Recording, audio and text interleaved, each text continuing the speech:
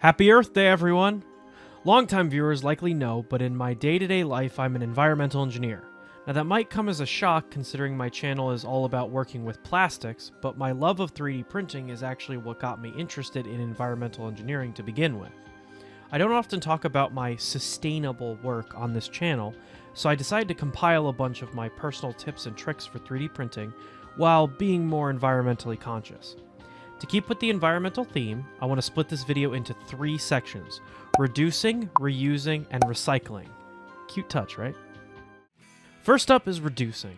When talking about reducing, the main culprit is filament use. Much of this reduction was discussed in my filament calibration video, but here's a brief recap specifically highlighting a reduction of filament waste.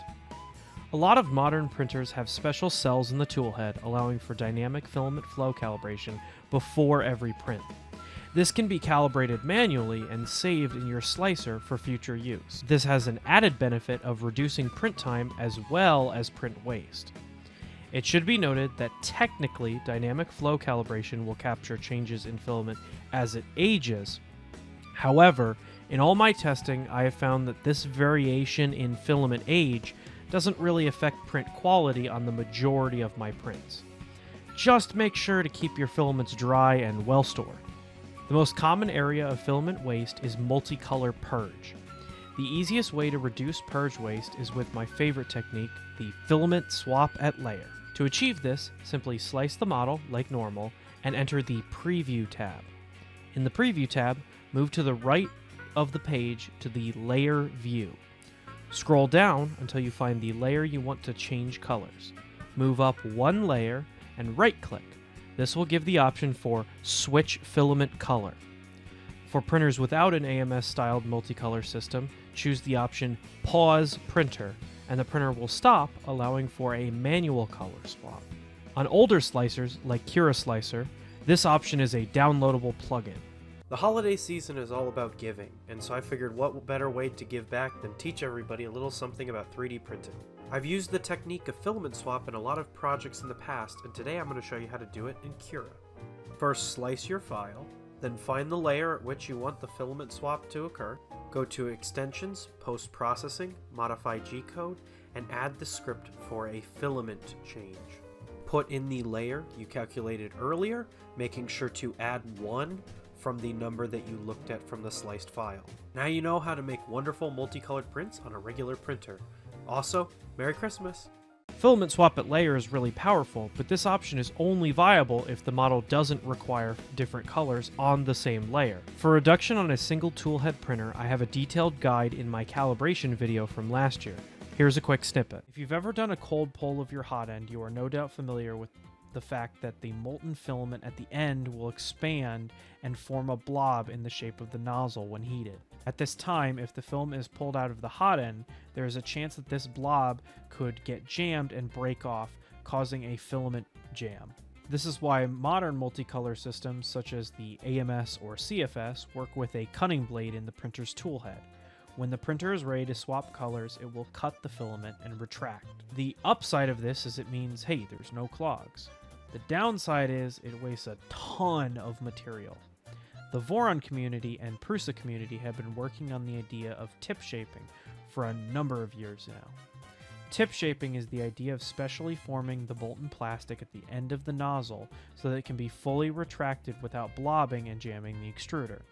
In an ideal case, tip shaping would mean you could have almost zero waste, and your print times would also go down. Currently, Bamboo does not offer a way to tip shape officially, and is not something that I've tested.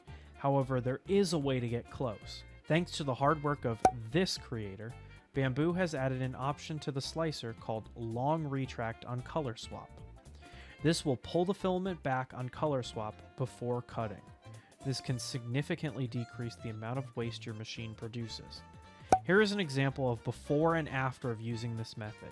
You can see a clear reduction in the amount of filament needed to purge between colors. This then can be updated in the flushing volume section of your slicer. As a general rule of thumb, I have found I am able to successfully reduce my flushing volumes by around 60% on nearly all colors I've used with very little bleed. However, if you really want to push these savings, you could calibrate each individual color transition.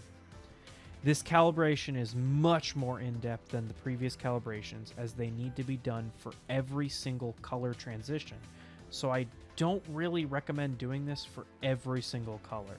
Rather, use a few extreme cases and go from there. The way to test this color bleed is with this model in MakerWorld. This user has an excellent video discussing how best to use their model that I would highly recommend checking out, but here is a quick rundown. Add the model to your slicer, change flushing volumes to 0 in all colors, then print. The number on the right will tell you what is the lowest volumetric amount needed to flush between these colors.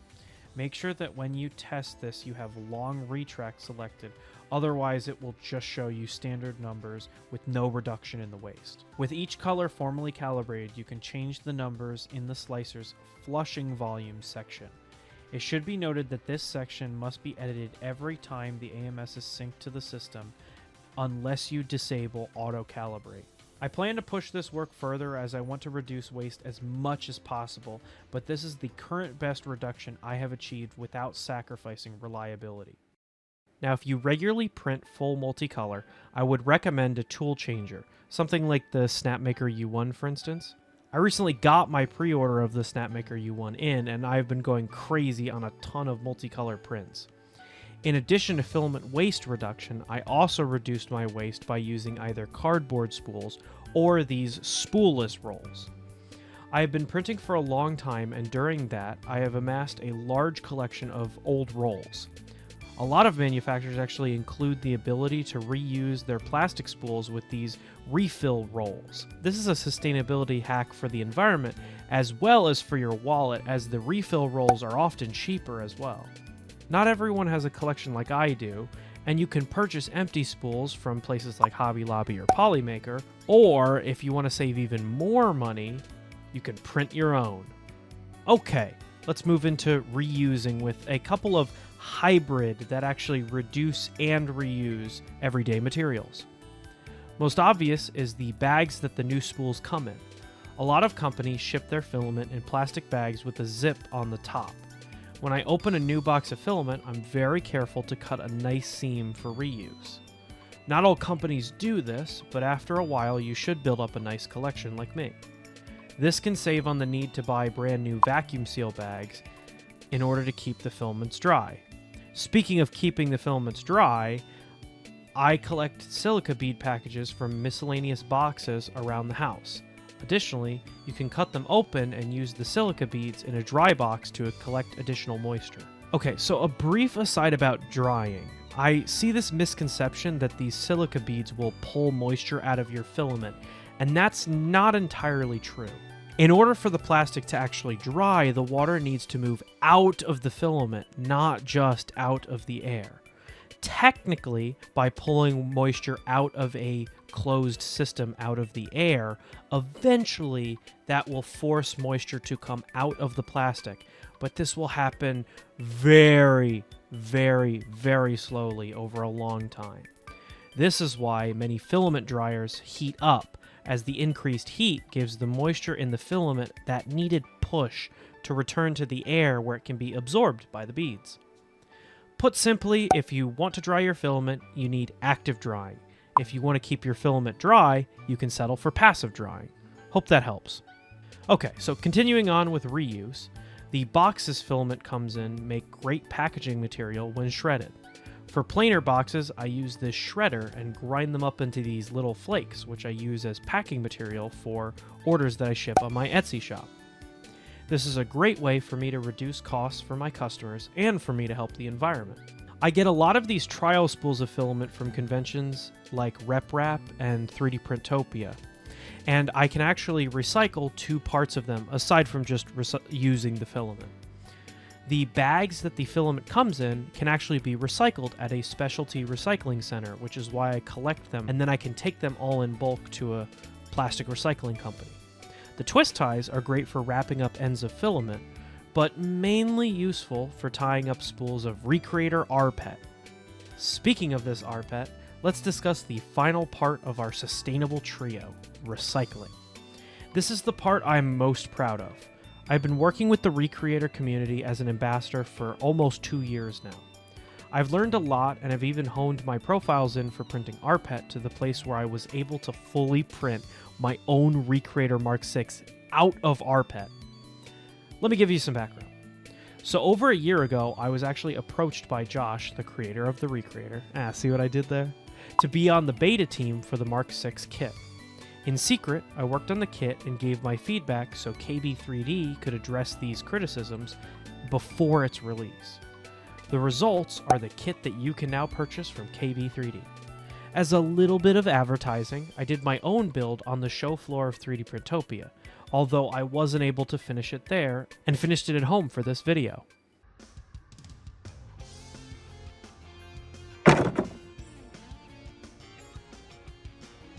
Hey everyone, it's Ace here live on the show floor at 3D Printopia. It's been a really good convention. We're here on Sunday rather than Saturday, but today I'm going to be building the Mk6 ReCreator kit live on the show floor. So I have my parts out here, and I have all the 3D printed parts all made out of ReCreator RPET. What's more fitting for the ReCreator than being made out of ReCreator filament? So I have my box here and I have my directions here. So the first step requires the feet. Here is one of the feet. Here is the second foot. I'm also here with Josh. What do you have to say, Josh? Happy recreating, everybody. Thanks, Josh. All right, so we're good to go. So what we do first is we get the TPU feet, or these are actually provided in the kit. So these you don't have to print out of TPU like you did with the original. Let me get these out of the box.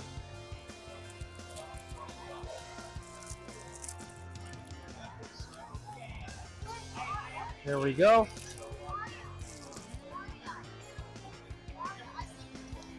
And then in order to put these in, we put the screw through the foot like that.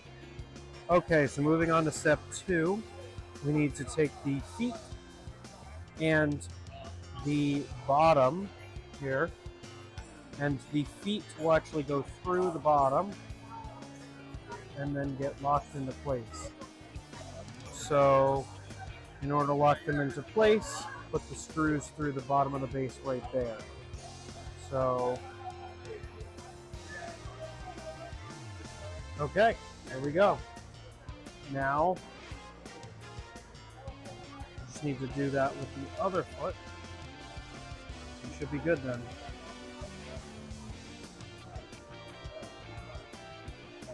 All right, so there we go. Okay, so the back is finished. Now we're gonna move on to the front.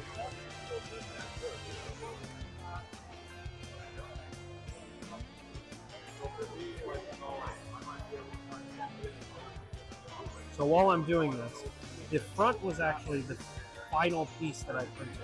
So in my opinion, it is the best printed out of all the pieces. The rest of the base that I've done so far was the first part that I printed.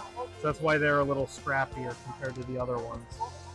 All right, so now we've finished getting on the front part of the kit. Let me drive this final nail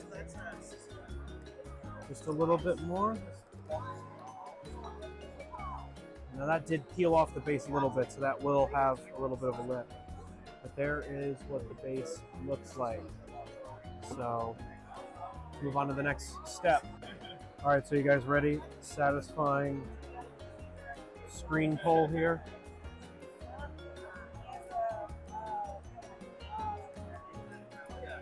Oh, look at that. All right, so we take this and we take the screen and we just lay it in like that. And then we'll put the screws into there to secure it. Okay, so the screws took a little bit to get in, but there we go. We've got the screen into, well, the screen. Next, then we're going to put the front face on top with these longer screws.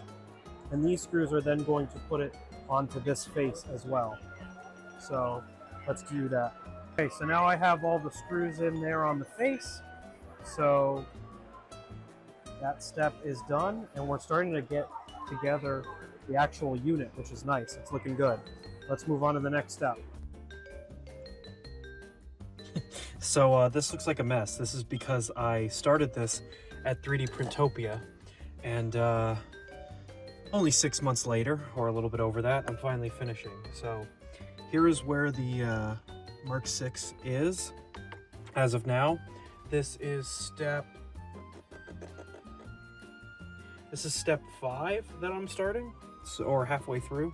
So steps 1 through 5 I did at 3D Printopia, and then I ran out of time and had to skedaddle out of there. Okay, so the next step is to attach the power cord onto the back, and I need to wire these up and connect them to here. You can see, or maybe it's kind of hard to see. You can kind of see it. In there's lettering, and the documentation actually shows which these are supposed to connect up to. So I'm gonna do that. Okay.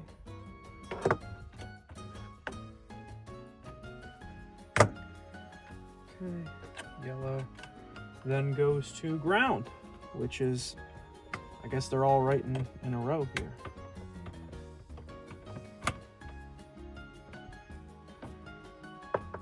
All right, we're in place, and it seems pretty well in there. So nobody tell Josh this.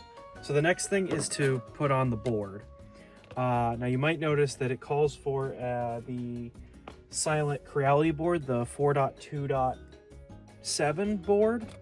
And I have it, but because I'm building this out of a ReCreator, I decided to swap the board out so I can save the Silent board for another printer that I'm building. So Josh, if you're watching this, I apologize that I pilfered a Silent board.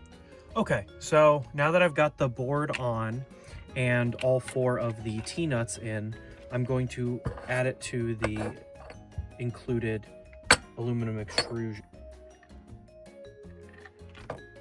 All right, there's one, and then here's the second.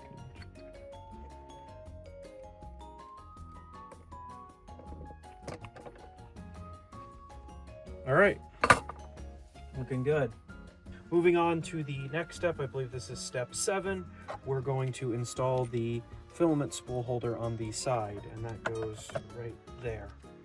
Then you need to take this long screw and drive it through the whole thing.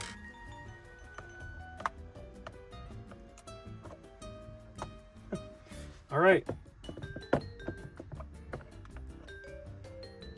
Good to go. Okay, so here is one part that differs slightly with the kit compared to the when you buy the pieces yourself, the DIY kit, is since I have a beta unit, I'm not exactly sure how it will look on the final unit, but the hot end has these special ceramic spacers and these special ceramic screws.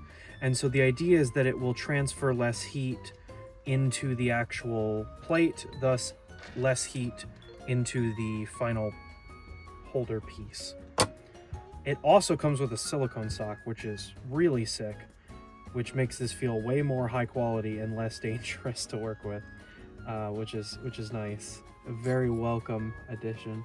I'm going to get this screwed on here, and then this should be ready to get mounted. Okay, so my camera died there, but what I did was I installed the palm wheels here. You want to put it in like this with the plug facing out, and then we install it.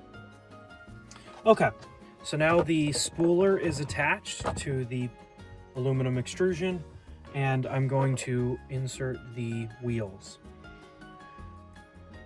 So this one goes up here,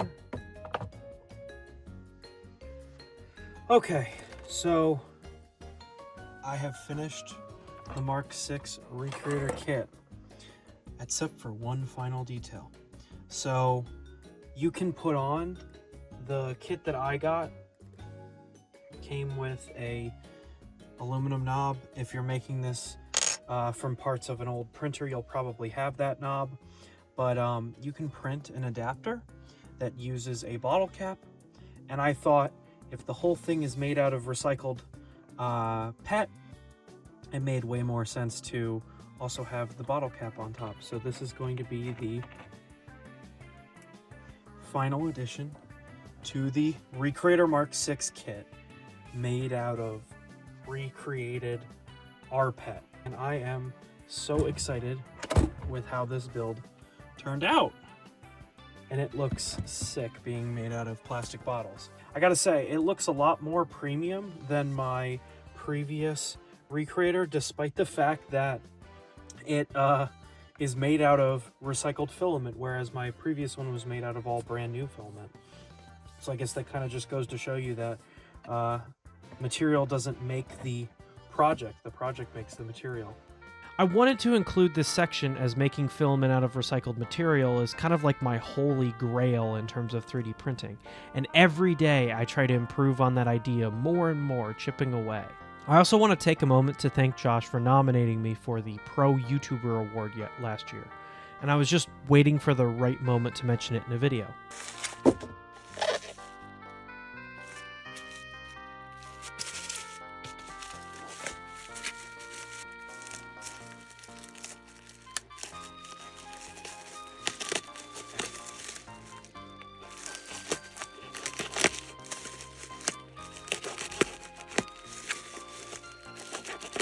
This was like booby trapped.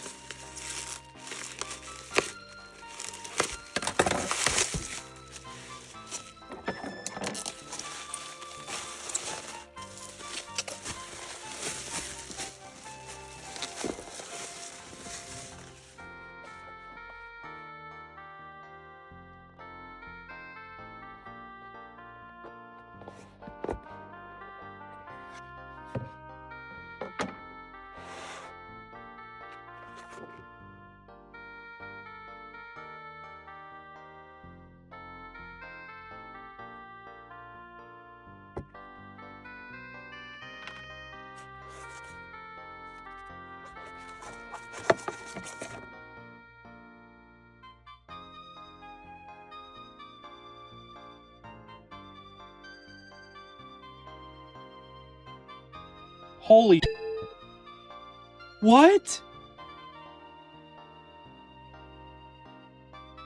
Oh my gosh. What?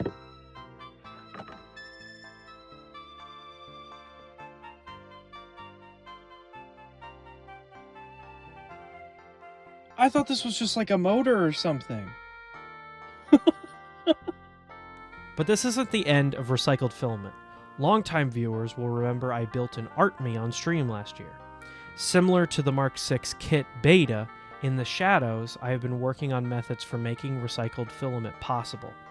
I'm just not quite ready yet to show off my process in full, but I wanted to tease a little bit of the first successful print I was able to make. Later this year, I plan to start a series discussing each new type of filament and how to print with them, so subscribe to be in the loop for when that comes out. Oh, and a little aside for anybody wondering, this is not just recycled PLA, this is a brand new type of recycled plastic that I have not seen anybody discuss. I am so excited to fully show this off, but it just needs a little bit more time in the oven. So thank you. Well, that about does it for today's video. I hope you found a new tip to take away for your own making. And hey, if you did, leave a comment which one you felt was the most useful. Once again, happy Earth Day, and thank you all very much for watching. Bye-bye!